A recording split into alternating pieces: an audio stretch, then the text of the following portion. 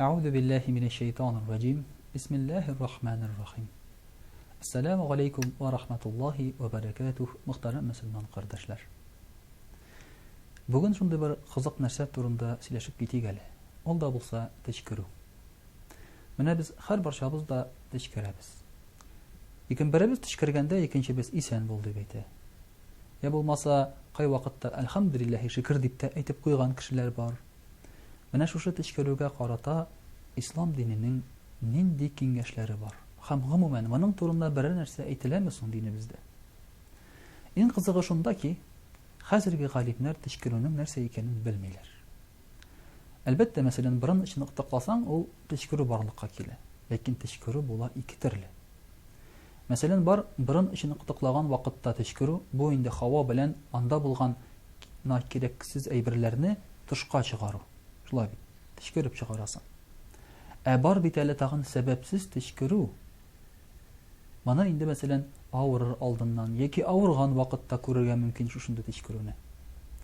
Менә галимнәр әйтәләр, тәшкүргән вакытта ди кешенең организмы телефондагы теге перезагрузка кебек, я булмаса компьютердагы перезагрузка кебек кешенең организмы яңадан сүнеп эшли башлый икән. Шундый реакция барлыкка килә безнең баш миендә. Ул шаккатмалайдыр. Ә бит ислам динендә, мәсәлән, кеше тәшкүргәннән соң Пәйгамбәрбез саллаллаһу алейһи ва сәлләм әйтүе буенча, ул әйтергә тиеш әлхәмдүлиллаһ дип. Әлхәмдүлиллаһ дип әйтелә, бары тик, мәсәлән, син риза булган, файдалы булган, сиңа, мәсәлән, килешкән әйберләргә. Әгәр дә, мәсәлән, начар әйбергә эшләнсә сиңа карата, син я булмаса гынахлы эш эшләсәң, аңа әлхәмдүлиллаһ дип әйтелми. Тәшкүргәннән соң әлхәмдүлиллаһ дибез. Ягъни, димәк, бу кирәкле, я булмаса безгә файдалы эш икәнен динебез күрсәтә. Инде бер кеше тәшкүреп әлхәмдүлиллаһ дисә, икенчесе аңа әйтергә тиеш ярхамукаллаһ дип. Ягъни Аллаһы Тәгалә сиңа рәхим шәфкатьле булсын дип.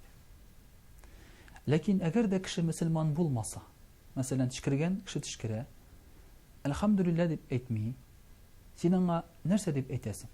Ярхамукаллаһ дип, Аллаһ сиңа рәхим шәфкатьле булсын дип әйтә алмыйсың, әгәр ул мөселман булмаса. Менә бу вакытта инде сау-сәламәт бул дип әйтергә мөмкин.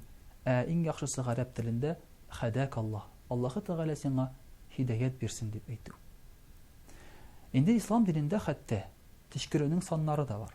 Мәсәлән, 1-2 тапкыр тәшкүрсә кеше, әлхәмдүлиллаһ дип әйтә, без аңа ярхамукаллаһ дибез. Аллаһ сиңа рәхим шәфкатьле булсын дибез.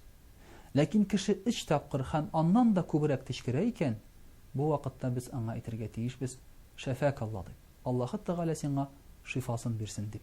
Чөнки ислам дине буенча 3 һәм аннан да артык тәшкүрү авыру билгесе булып санала. Димәк, бу кеше авырырга җыена, я инде авырый.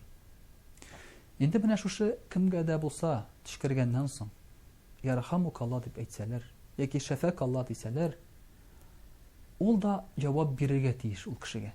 Яхдикумуллаһу ва юслиху балакум дип. Аллаһы Тәгалә сезгә һидаят бирсен һәм бәлаләрегезне, бәла казаларыгызны алсын дип. Менә шушы тәшкүрү үзенә күрә бер аралашу барлыкка китерә. Бер кеше тәшкүрә әлхәмдүлиллаһ ди, икенчесе әйтә Аллаһ сиңа рәхимле булсын ди, ул шул кешегә җавап бирә, Аллаһ һидаят бирсен, бәла казаларны сездән алсын ди.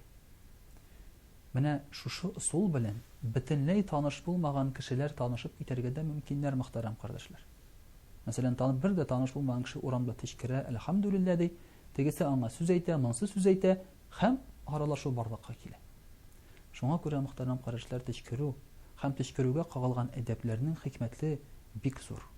Файдалары бик тирән. Пәйгамбәрбез саллаллаһу алейһи ва сәлләм безгә моны кулланырга куша һәм шушыннан үзегезгә файда алырсыз ди.